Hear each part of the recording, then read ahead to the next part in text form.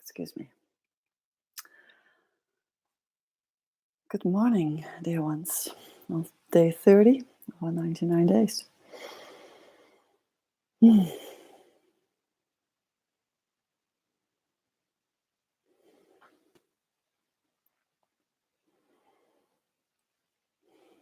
Good to see you back here after yesterday. If you watch the videos in order. And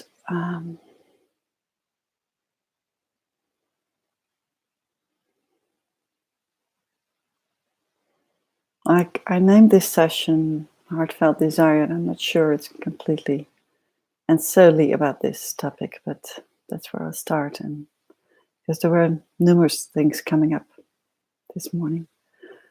Well, let's just see how it goes.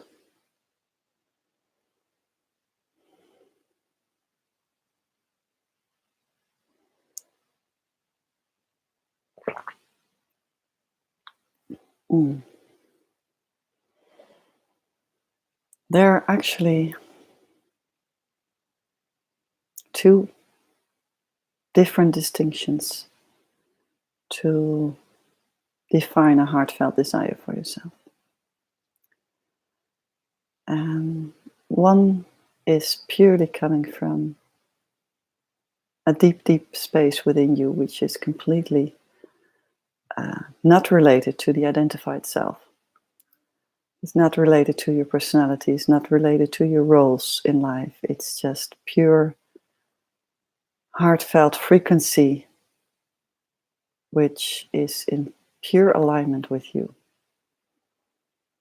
And this frequency is also recognizable that if you define the frequency, if you give words to it, you will know that it's pure, because you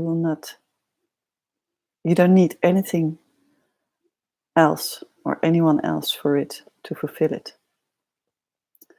It's the purest form where you can only give to others. So that's where you're pure in service to others. If there's something for you to gain in, then it's less pure. And then for you, I mean the identified you. I mean, you could say we're all here in our lifetimes to learn something or to explore something which is specific to us. But we cannot, I'm distracted by the doorbell, I noticed. Let me feel if I have to open that door.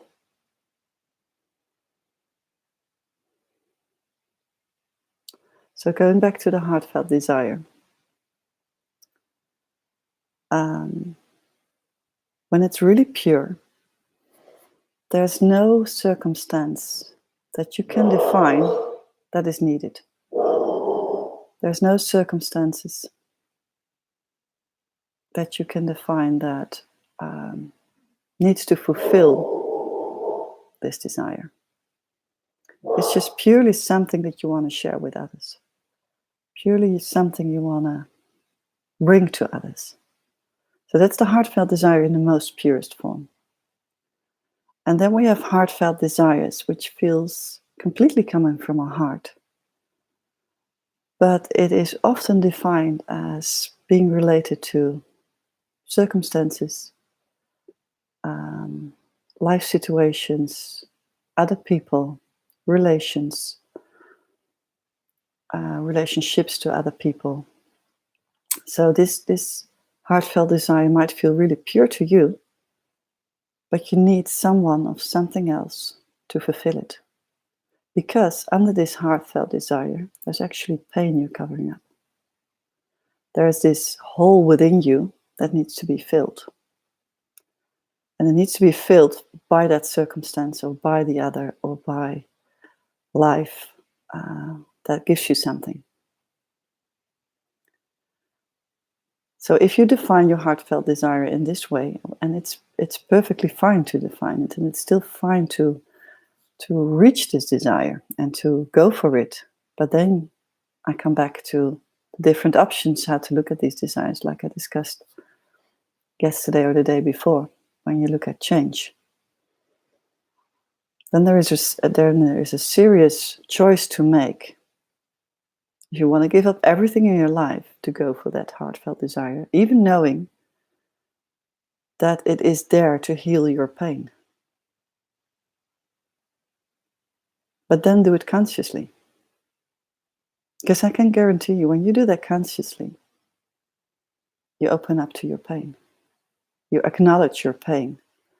And so the paradox is there, even if you are willing to give up everything to follow that, pursue that heartfelt desire where you need others, where you know you need to fill that hole within you, the gap within you.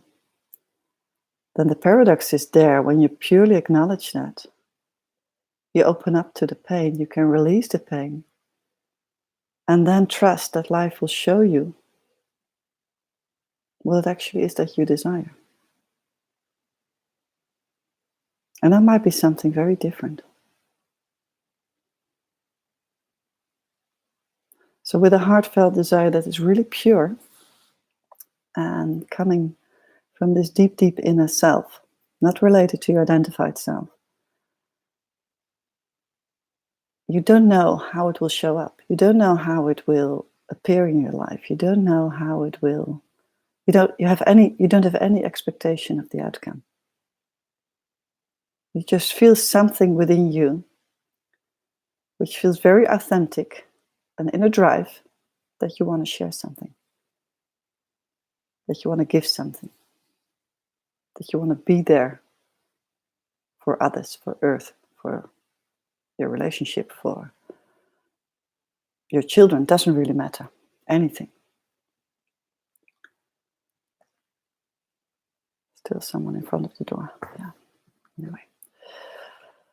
So, and when the heartfelt desire is, you are aware that you're covering up some pain, then it's the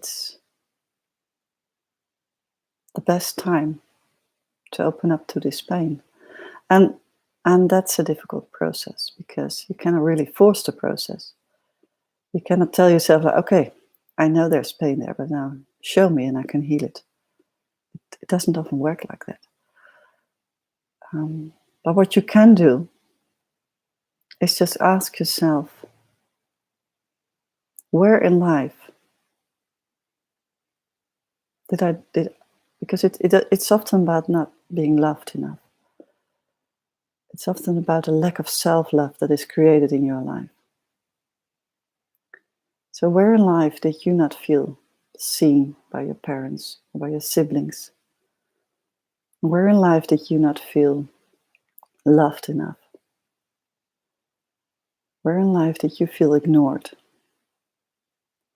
Where in life did you feel not understood by others and that you had to compensate that? Or even perhaps overshout yourself to be understood by others? Where in life did you not feel seen by your teacher? Especially in primary school, teachers play a very important role. Where in life did you not feel seen and feel loved by your parents or your grandparents? Where in life did you not feel seen by your partner? You've given everything to, and he or she is not giving it back to you the way you needed it. So where in life did you felt there was injustice done to you? Where you were innocent, you could not defend yourself. And we've been through these deep pains already. And that's why in these 99 days, it helps to enter these pains coming from a different angle, and now we're coming in from the heartfelt desire. The angle of the heartfelt desire, because it might help you to be able now to open up, because it's directly related to a desire. So the opposite of that desire is something that you need for yourself.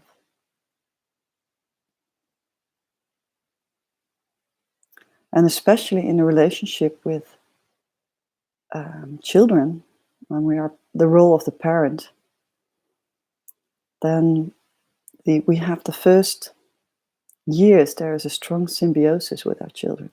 And that's needed for the children to grow up, to feel safe, to feel very belonged, to feel secure, to feel loved. So this strong biosis, this strong connection is there for a child to grow up as safe as possibly and as loved as possibly. But if you as a parent didn't receive this pure love from your parents, and you go through life with a lack of self-love, for whatever reason,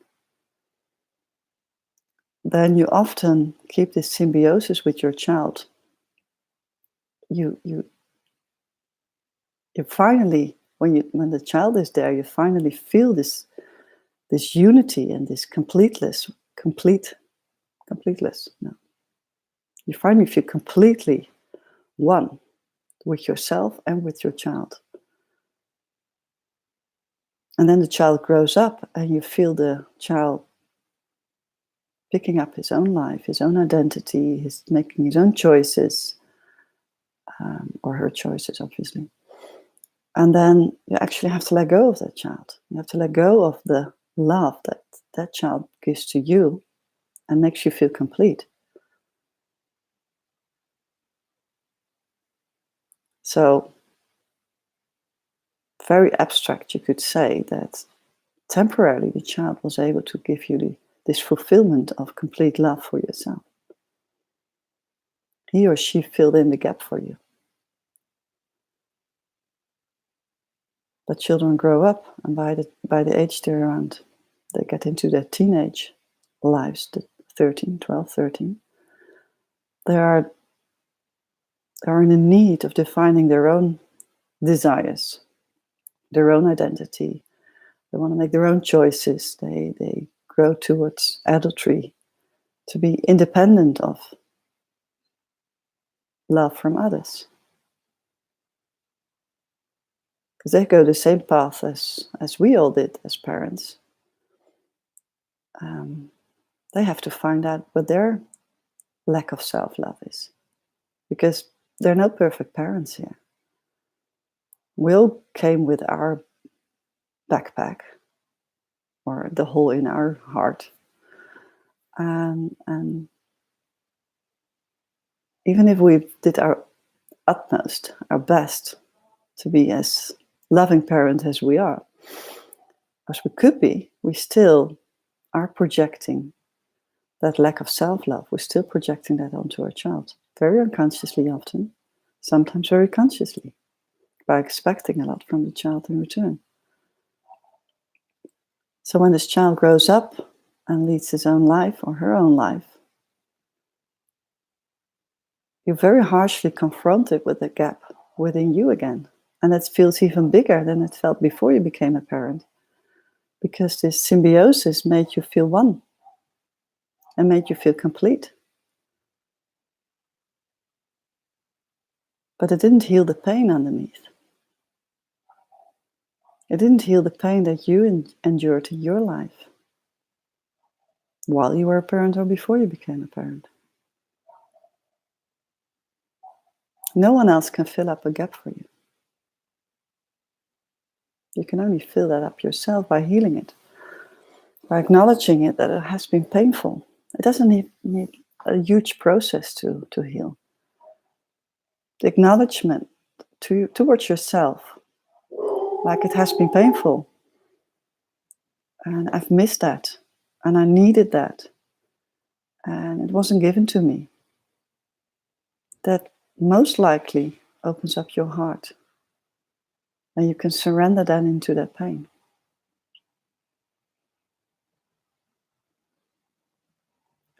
And if you're able to heal more of your self-love, so if you're able to become more complete and you can heal that old pain within you, you then will change your relationship with your children. And because then it's more coming from an unconditional love towards your children.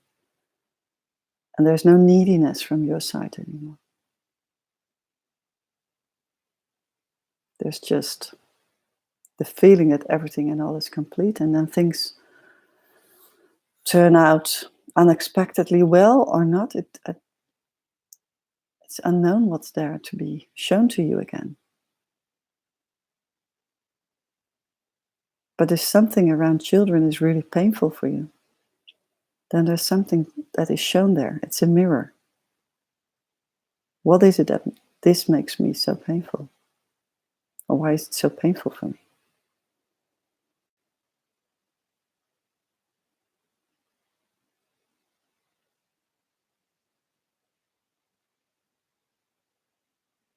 And when something is painful and you are aware of it, but you cannot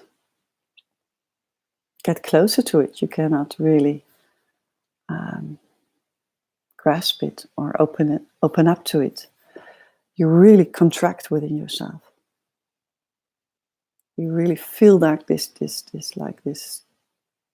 contraction around your heart, almost like this.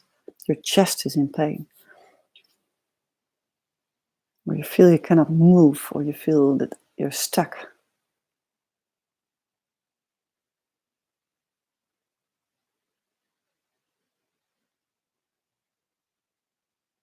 Start with the acknowledgement. Start with what has happened. Start with just feeling back into your past, not for the stories, just for the acknowledgement that there were times that you were not seen or loved by others while you needed it.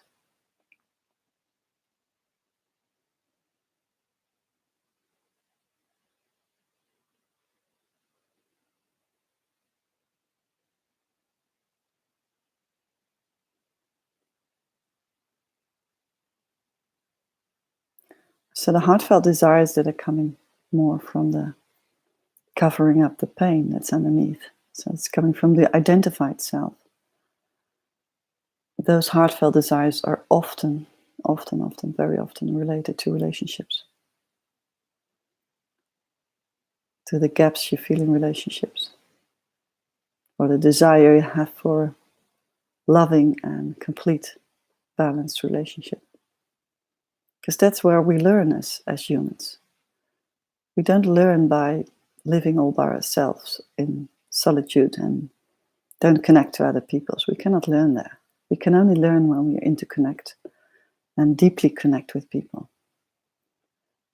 And the deeper you connect with people, like you do with your loved one as a partner or your children, that's a deeper connection than with your siblings or your parents. Because this is a connection you choose, that is coming from you. This is a choice you made. And this is, especially when you become a parent, which is a part of you that you bring forth. And in those relationships, you learn most about yourself. You learn where you have endured pain in your life, because that's mirrored back.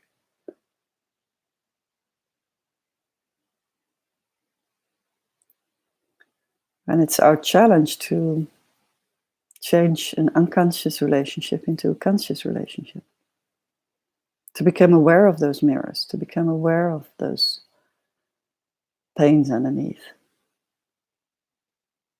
And if the relationship with either the children or with your partner is stable and strong in its foundation,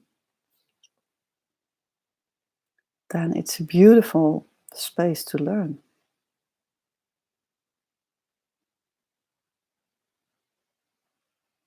That's I would say it's the best space to learn.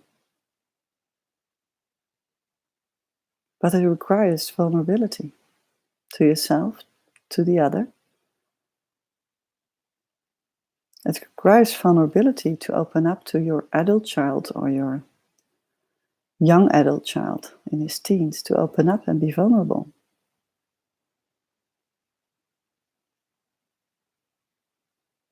And to express your need as a parent, where you do not feel seen by your child. Because it goes both ways. The child does not feel seen at moments, but you as a parent don't feel seen either at times.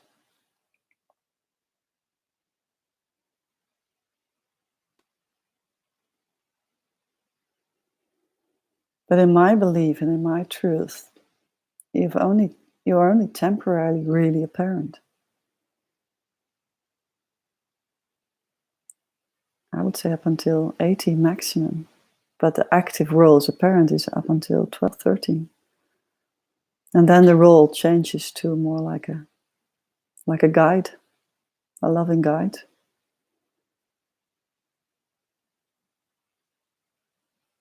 And then when they become adults, it's you're still the guide, but then it can also change in a more balanced relationship.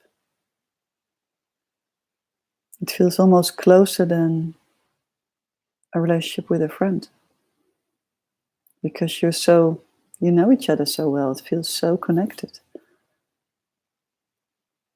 And if there's no projection in that relationship, or at least you're aware of projection,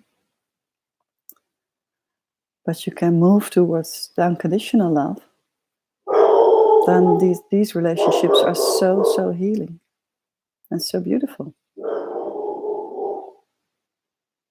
And unfortunately, you cannot control the other person. You cannot control their decisions and their choices, and like where they want to study or how they want to move in life, or where they're going to live, or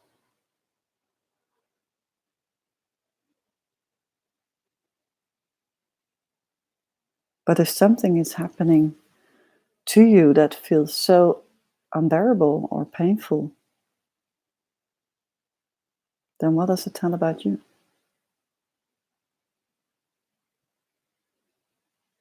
And if you don't want to go that path, which is fine, you don't have to.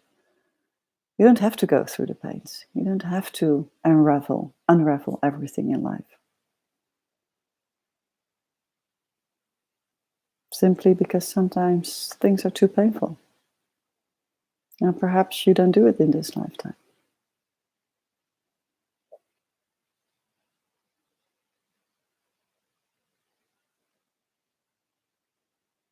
And then try to be okay with it. Try to go into acceptance. Or change your life. Make bold decisions to feel that heartfelt desire which is coming from the identified self.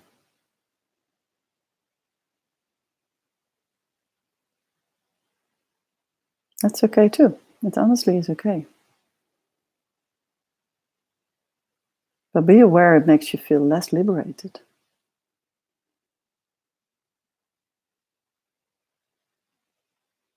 But if that's okay,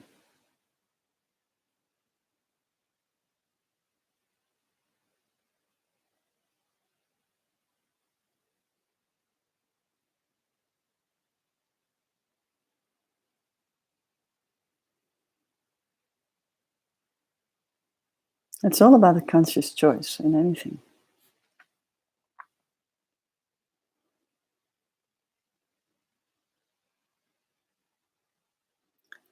And honestly, it really is the paradox of the conscious choice, because once you made that conscious choice, it already releases. It already opens up. It's really this first step of acknowledgement. And it doesn't mean that the pain is gone in a day or in an hour or in a week. But it's literally just open up the window. Open up the pain, open up yourself.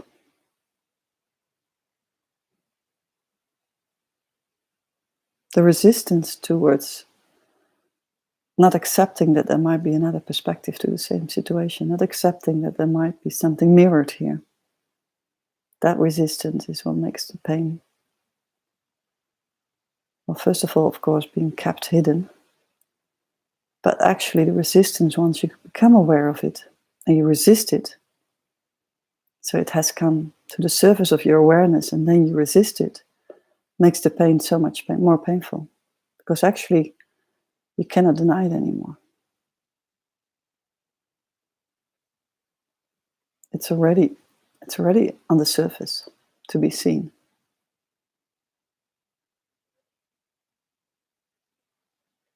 Even if it's just slightly there, it's already there. When you were not aware of it, when it was just completely unawareness, I mean, you knew life was not perfectly in balance, but you were not so much aware of your pains, the deeper pains. Then it was more easy to handle than opening up these little windows.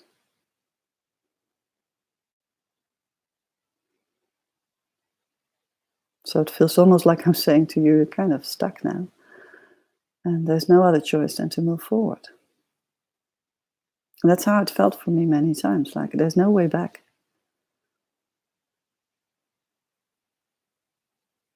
I've opened up something and I cannot ignore it anymore. I don't know how to deal with it. I don't know how to release it. I don't know how to heal it, but I cannot go back. And that acknowledgement already, that's where life is also so beautiful, because that already showed me different things, or showed me new people on my path, or teachers, or books, or videos, or whatever, that kind of gave a deeper insight. So trust life that it will show you always what is good for you. Even if it's shown in a very nasty way, it's still good for you.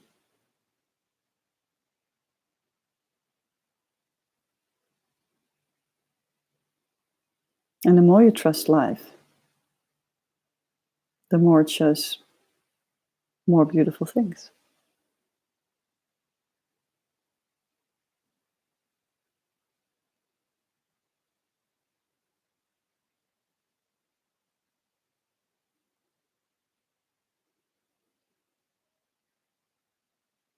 So these heartfelt desires, the two I distinguished today. If it's now too difficult to get into the pure one, then leave it for now. But if you're curious, then just draw this circle and see if every now and then something comes up that really makes your heart sing in a pure form. Not because there's a neediness from someone else. Not that because there's a circumstance that needs to change. Then you're already filling in the desire. You cannot define, you cannot define how the desire will show up. You can only feel the frequency of that desire. It's a pure frequency. It's not a defined thing by the mind.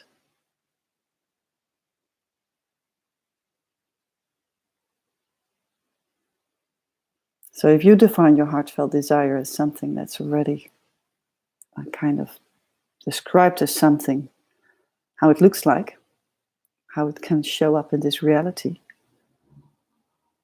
then it's already done by the mind. The mind is interfering, and our mind is such a great protector for us, because everything it does is to prevent you from experiencing something which is not nice. It's a beautiful role. It doesn't serve us, but it's a beautiful role. It's a beautiful protector.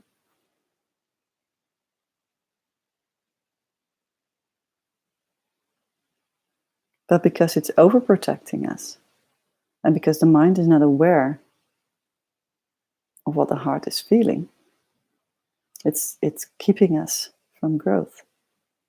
Because it's actually overprotecting us, like we can overprotect a child.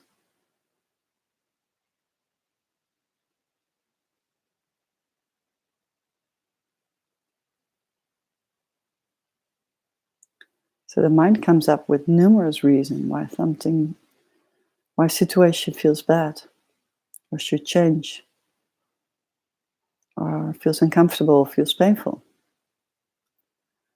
And if you believe in that string of thoughts, you give a confirmation to the protection.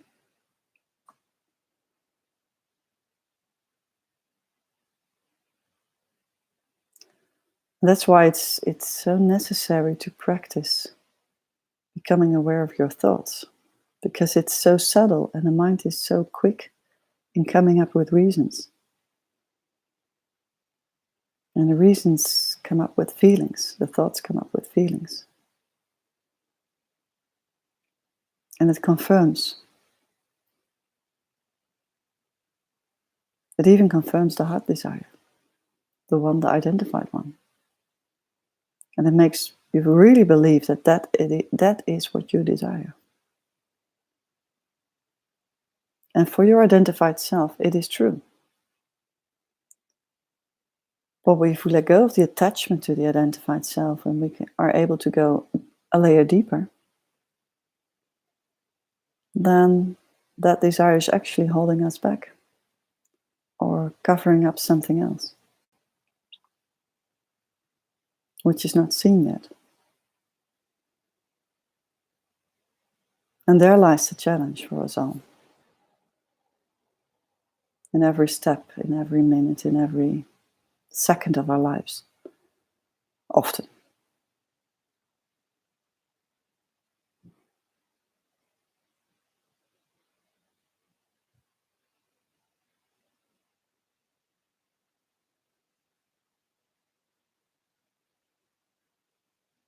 So open up to your pain is a difficult one. And the best way I perceived is either to ask questions like I did before.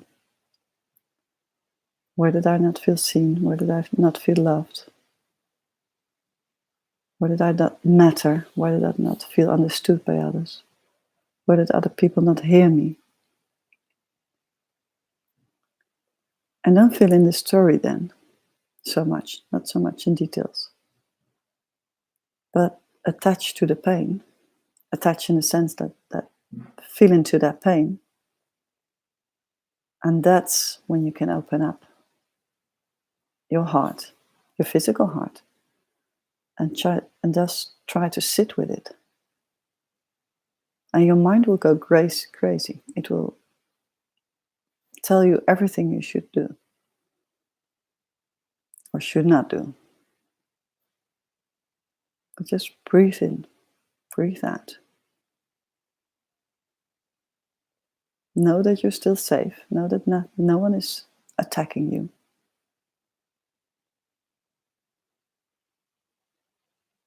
It's just old pain. And that just is not to minimize it or to put it down as it's something that's irrelevant. No, it's absolutely relevant. But as it shows up, it's just pain.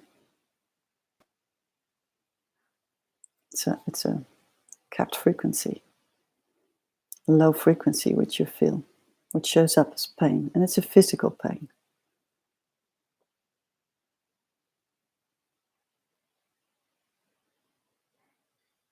If you really release old stories from your body, and it really shows up as a physical pain.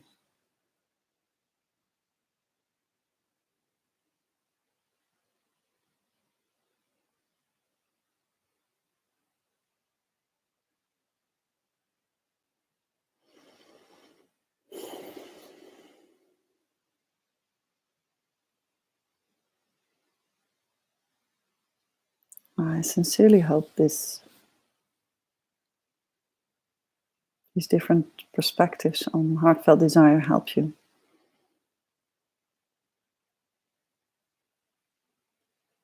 to get more clarity on the differences that on one side we have the presence being the deeper you within you, And on the other side, we have the identified self. And we try to connect these two to feel more complete, to feel one,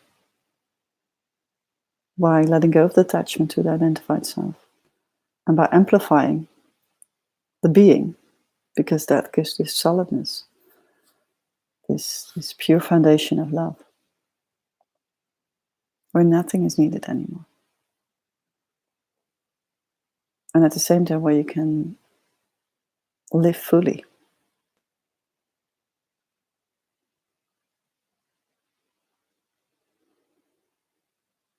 So thank you for reflecting back in the group.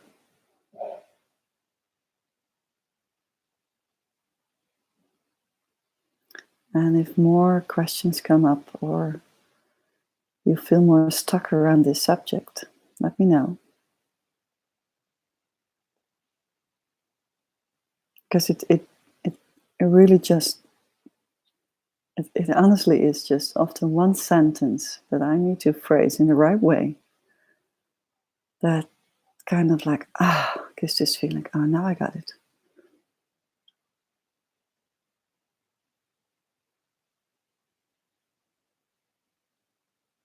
And so I know if something is stuck with you, and you ask it again and again and again, and you can ask it many times, well, as long as the 99 days are still there, then it gives me the opportunity to approach it from a different way.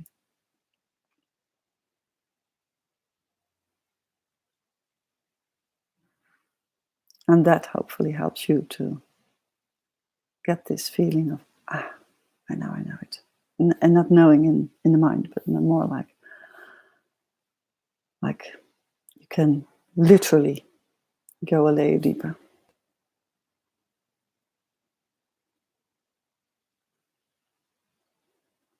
Okay, that's all for now. See you back tomorrow. Bye.